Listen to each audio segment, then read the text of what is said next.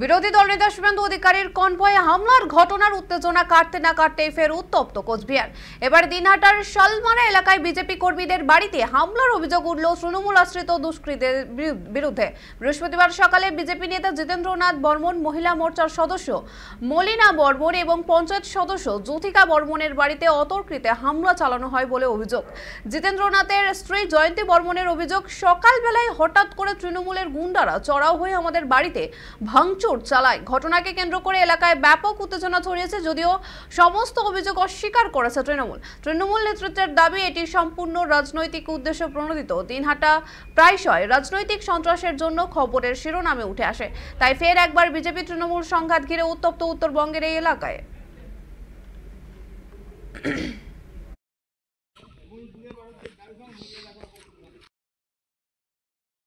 বাবা মোটা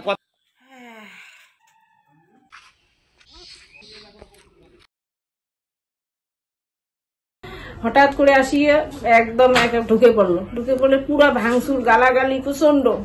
হ্যাঁ, আগের বার কেস করছিস, তোকে বাড়িতে থাকতে দেবো না। আনবার পরে ওরা যেই বাড়িতে ঢুকছে, আমি আর পিছন পাশে দিয়ে দৌড় মারছি।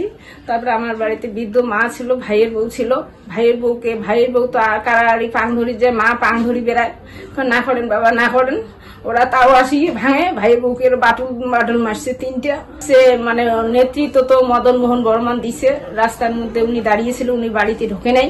তরণীকান্ত বর্মন, জিতেন বর্মন এবং মলিনা বর্মন সহ জ্যোতিকা বর্মনের বাড়ি ভাঙচুর করা হয়েছে। এর আগেও জ্যোতিকা বর্মনের বাড়ি ভাঙচুর করা হয়েছিল, লুটপাট করা হয়েছিল। জ্যোতিকা বর্মন সুরক্ষার জন্য হাইকোর্টে একটি পিটিশন করেছিলেন। গত 28শে জুলাই হাইকোর্ট থেকে একটি অর্ডার বেরিয়েছে, জ্যোতিকা বর্মনকে সুরক্ষা দেওয়ার কথা বলা হয়েছিল প্রশাসনকে। কিন্তু তারপরেও আজকে আমরা দেখতে পেলাম সেই জ্যোতিকা বর্মনের বাড়ি আজকে ভাঙচুর করা হয়েছে, লুটপাট করা হয়েছে। এখানে খুনি, ধর্ষক এবং চোরদের তারা সুরক্ষা দিতে পারে, সাধারণ মানুষকে তারা সুরক্ষা দিতে পারে না। তাই পশ্চিমবঙ্গে যতদিন এই সরকার থাকবে, সাধারণ মানুষের কোনো সুরক্ষা নেই। এগুলো তো ছোট খবর, তার কারণ বড় খবর ছিল শুভেন্দু অধিকারীকেই মানুষ মানছে, মানুষ তারা করছে, সাধারণ মানুষ তারা করছে। তার কারণ মমতা বন্দ্যোপাধ্যায় গরিব মানুষের জন্য যা করেছেন, তাকে গালিগালাজ করলে তো এই অবস্থা হবেই, সাধারণ মানুষ এটা করে।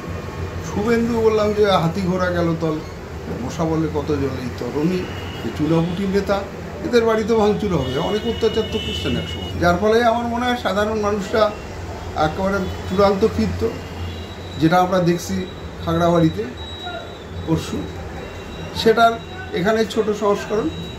তৃণমূলের সাথে যুক্ত নেই, তৃণমূলের দরকার নেই। তৃণমূল সাধারণ মানুষ বিজেপিকে সহ্য করতে পারছে না।